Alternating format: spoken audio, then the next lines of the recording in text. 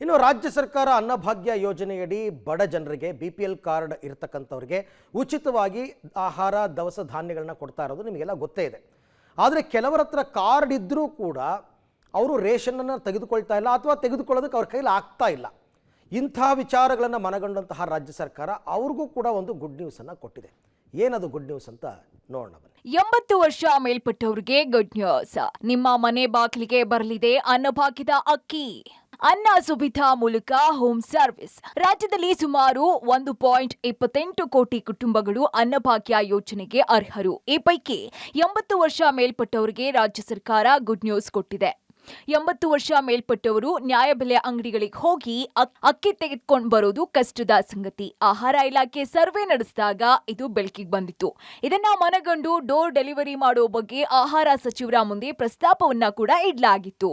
ಇನ್ನು ಆಹಾರ ಇಲಾಖೆ ಪ್ರಸ್ತಾಪವನ್ನ ಮನಗಂಡಂತಹ ಸರ್ಕಾರ ಬಜೆಟ್ನಲ್ಲಿ ಅನ್ನ ಸುವಿಧಾ ಎಂಬ ಯೋಜನೆಯ ಅಡಿಯಲ್ಲಿ ಹೊಸ ಆಪ್ ಮೂಲಕ 80 ವರ್ಷ ಮೇಲ್ಪಟ್ಟವರಿಗೆ ಮನೆ ಬಾಗಿಲಿಗೆ ಆಹಾರ ಧಾನ್ಯಗಳನ್ನ ತಲುಪಿಸುವ ಸಾಮಾಜಿಕ ಭದ್ರತಾ ವ್ಯವಸ್ಥೆಯನ್ನ ಜಾರಿಗೆ ತರುವುದಕ್ಕೆ ಮುಂದಾಗಿದೆ. 80 ವರ್ಷ ಮೇಲ್ಪಟ್ಟವರಿಗೆ ಸರ್ಕಾರದಿಂದ ನೀಡುವ ಆಹಾರ ಧಾನ್ಯಗಳನ್ನ ಡೋರ್ ಡೆಲಿವರಿ ಮೂಲಕ ಅಕ್ಕಿ, ಗೋಧಿ, ಕಾಳುಗಳನ್ನ ಮನೆ ಬಾಗಿಲಿಗೆ ತಲುಪಿಸೋದು ಯಾವಾಗ ಜಾರಿಯಾಗುತ್ತೆ ಅನ್ನೋದನ್ನ ಕಾದು ನೋಡಬೇಕಾಗಿದೆ.